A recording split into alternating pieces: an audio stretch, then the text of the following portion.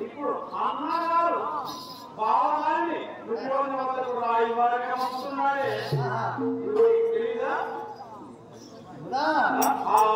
చూస్తాం ఇచ్చేది సరే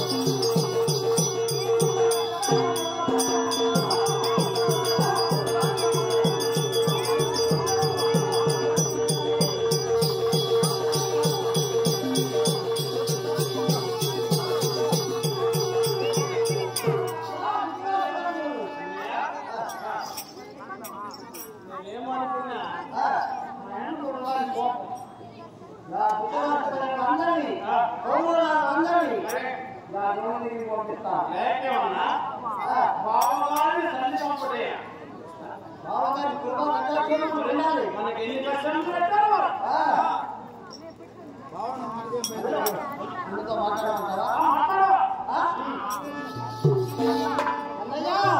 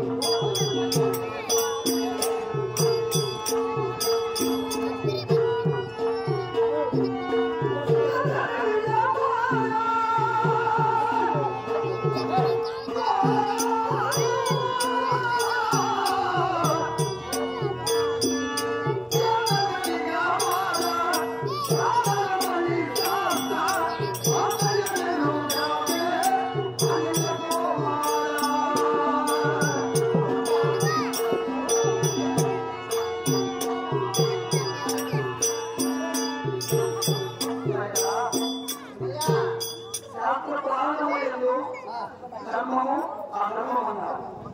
ధర్మాన్ని అతిక్రమించకూడదు. ఎప్పుడైతే మనం ధర్మంగా పోతే మనకు ధర్మమే చేయబోతుందని ఆత్మలో ఉంటుంది.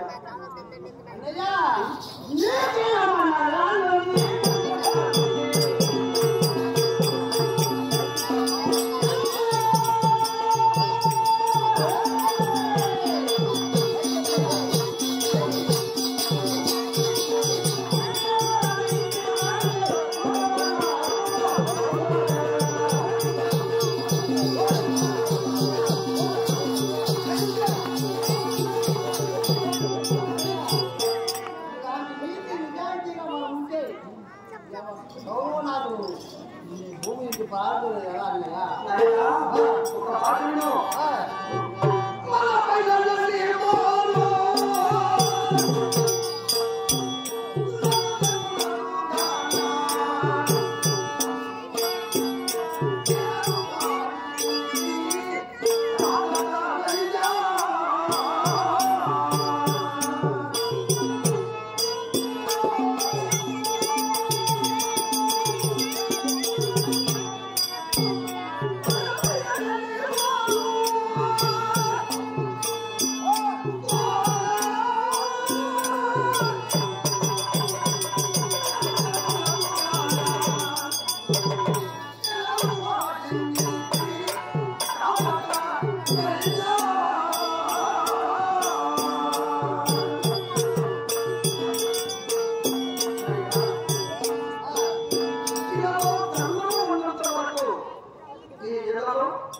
ధర్మము సత్యముగా నడుపుకోవడంతో నడుపునంత వరకు దేవుడి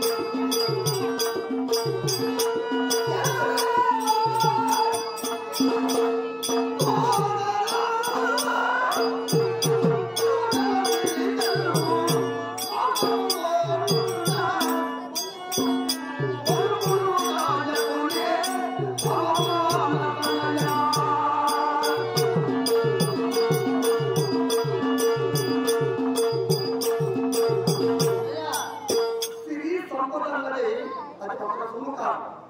ఈ రోజు సిరి సంపదలో ఉన్న వారి రేపటికి ఏమీ లేకుండా పోవచ్చు. కానీ ఒకనాటి కాలంలో తింటకు తిండి లేని వారు కూడా సిరి సంపదలనేటివి కూడొస్తే వాళ్ళని సంపదలో కావచ్చు. ఇందులో తప్పు లేదు. బావగారు వెళ్ళాలి.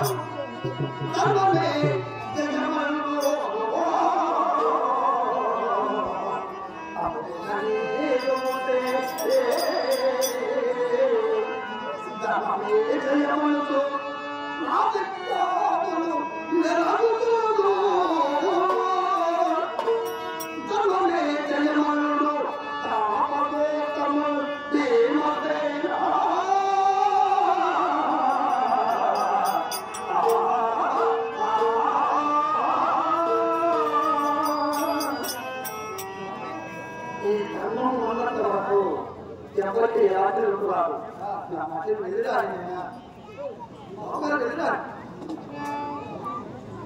అన్నయ్య బావతో సంబంధం లేదు, నీతో సంబంధం లేదు.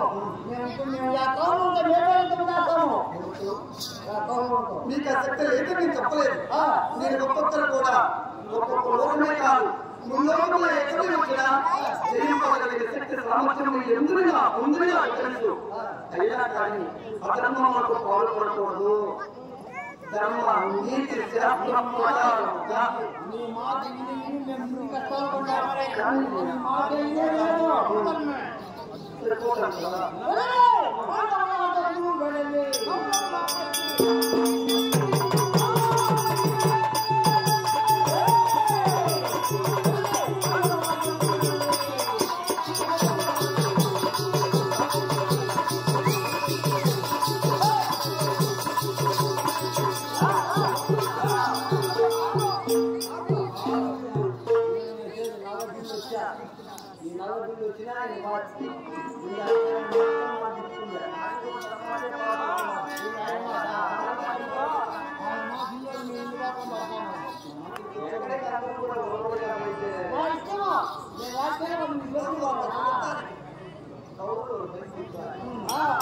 అన్నమాట కాదని పోతున్నారు.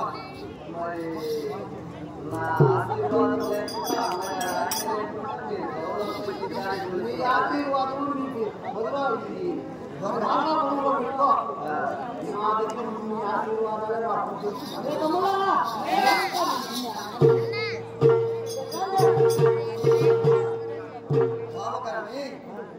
ఈ ఒక్క చివరి కోరిక బావగారు తెచ్చుని ఈ కోరికపై ఏం జరుగుతుందో, ఆ తలుపులు ఏం జరగాలో నేను ఆలోచిస్తాను. మీకు అందరికీ ఎక్కువ అవకాశం ఇస్తాను. ఈ ఒక్క అవకాశం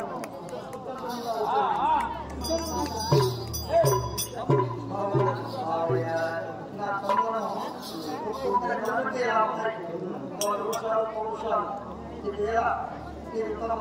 దయచేసి మా అంతరాక్షులను మా కడిగి చేస్తున్నాను.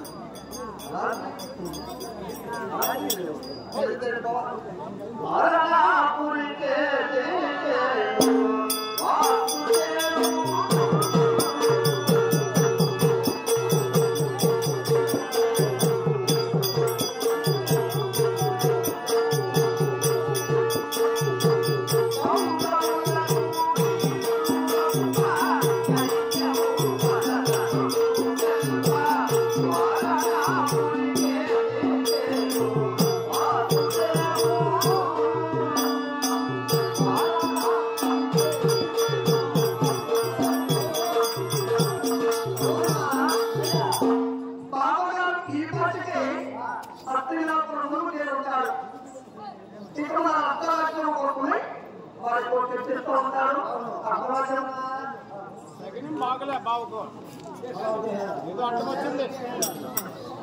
ఏమి లేదు, ఎల్లున్నది మరి ఇది కొన్ని యోజనాల దూరం ఉన్నది, కొన్ని యోజనాల దూరం ఉన్నది. కాబట్టి బాబా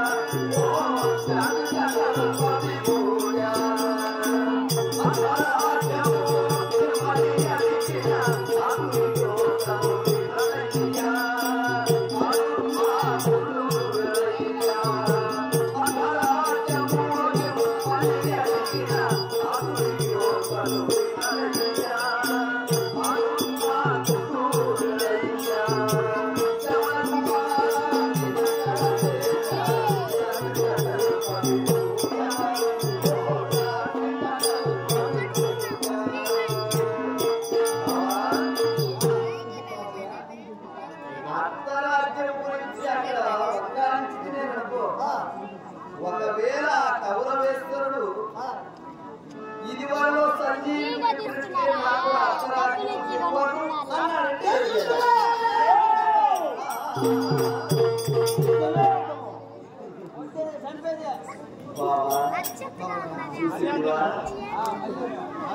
చూసావు కదా నారాయణ చెప్పులైనట్టి నలుగురులైనట్టి సోదరుండా నారాయణ చెప్పులైనట్టి నలుగురు ప్రయోజకులైనట్టి ఇట్టి సోదరుండా సత్యమతనకులో సారకునన్నుగా సమజసమే యమసు కుమార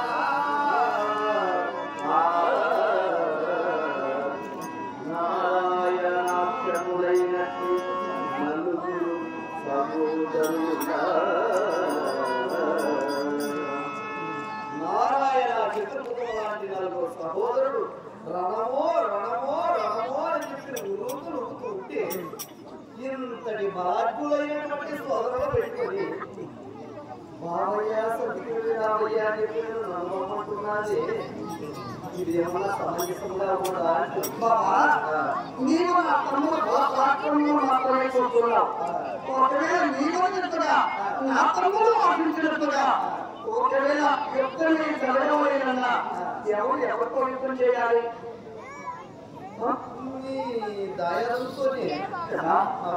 తండ్రి కుమార్ ఒక్కడ యుద్ధమే జరిగిన ఆ యుద్ధం అనుకో ఆవులకు పిట్టలకు ఆవులు వీరికి తల్లులకు పిట్టలకు తల్లిదండ్రులు ఉంటారా పాప ఆవులకు పిట్టలే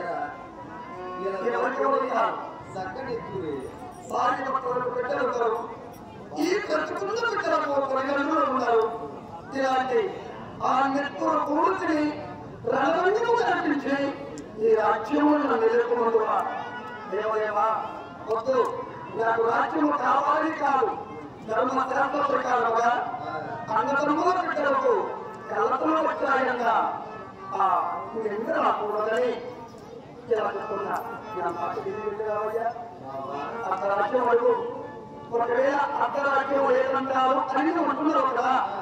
ఒకవేళ అర్ధరాజ్యమే లేదంటే ఈ సువిశాలమైన సామ్రాజ్యంలో 5 పట్టణములైన అడిగి మాకు తీసుకున్నారు. సమంజసముగానే మరి బావా రాజులకు రక్తాన్నముగా భిక్షాన్నం ఏనాడైనా ఏ రాజుకైనా ఇచ్చేదమ్మా. ఇది సమంజసమా? ఇది నన్ను పదే పదే సంధికి పంపించుటకు మాత్రమా? క్షత్రియ కుమారుడై ఉండి రణరంగముల శత్రువులను రణరంగమున నిలిచిన తదుపరి అన్న గాని తమ్ముడు గాని తండ్రి గాని తాత గాని ఎదుట నిలిచినటువంటి వాడు శత్రువే. అటువంటి శత్రువును తెగటార్చి మరి రాజ్యలక్ష్మిని గ్రహించవలనే గాని వారు నాకు అన్నదమ్ములు, వీరు నాకు బంధువులు, మరి వారు నాకు తాతలు, వీరు తండ్రులు, వీరు పినతండ్రులు అందున ఎంతమంది ఆడబిడ్డల నల్లపూసలు తెచ్చినటువంటి రాజ్యము నేను ఎదుర్కొనచాలని ధర్మరాజు అంటే నీవేనయ్యా ధర్మరాజు. ఆనాడు మీ కట్టుకున్నటువంటి ఇల్లాన్ని వాళ్ళ ఆరోగ్యంగా అనుకోలేదు. నిన్ను కొరువు కూడా మనకు రప్పించి ఒరువురు ఊడ్పించి అంతతో సాలక మాయాపాచికల చేత మిమ్మల్ని కారణానికి పంపించి అంత ఏనయ్యా అన్ని కౌరవులకు చెల్లెలైనటువంటి దుస్తలముడు అతను మరి మీ భార్యకి ఏమవుతాడు? అన్నదమ్ముడు. మరి మీరు కారణములైన అరణ్యవాస సేవ వచ్చే సమయమున మరి మీ భార్య అయినటువంటి ద్రౌపదిని చేపట్టి చూడాలా? మరి భార్య వరసలను మరి అన్నదమ్ములైనటువంటి భేదభావములు ఏమిటి వారి వినాశకాలు ఏమి ఇవ్వలేకపోతే వారి వారి వినాశంతో వారు చనిపోతారే కానీ ఇక అతను ఎవరో తప్పు చేశారని తిరిగి మనము ఆ తప్పు చేయడమో సంబంధము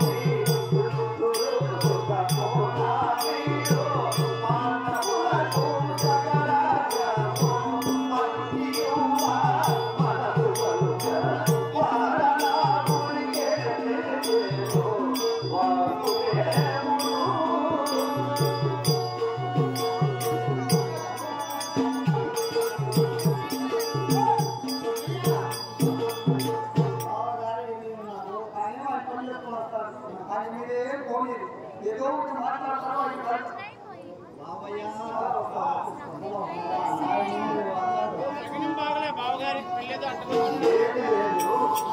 మళ్ళా ఒక అనువాదం వచ్చింది. అర్ధరాజ్యమో ఇవ్వని అడిగిన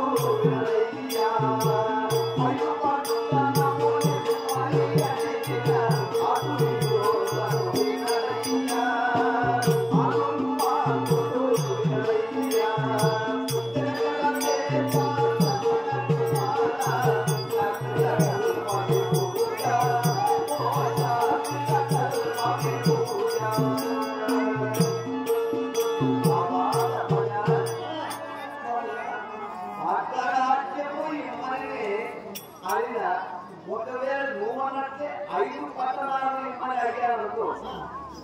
5 పట్టణాలు కూడా లేవు అన్నారంటే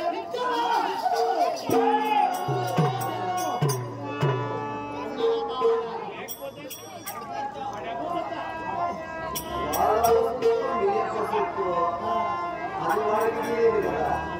మీరంత తుల్లి పడినను ఇక్కడ మాటకే తెలియాలి. మరి అన్ని రాయబారు ఇక్కడికి వస్తున్నావు అంటే ఒకవేళ అక్కడికి వెళ్ళి తెలుగువాడు కాదు, మళ్ళా అక్కడి నుంచి ఇక్కడికి పరుగులు రావడం దగ్గర కాదు కదా, కష్టం కదా. అందుకని నీ బుద్ధి నిర్ణయం తీసుకునే రాజనీతిగా అంత రాజ్యం లేదు.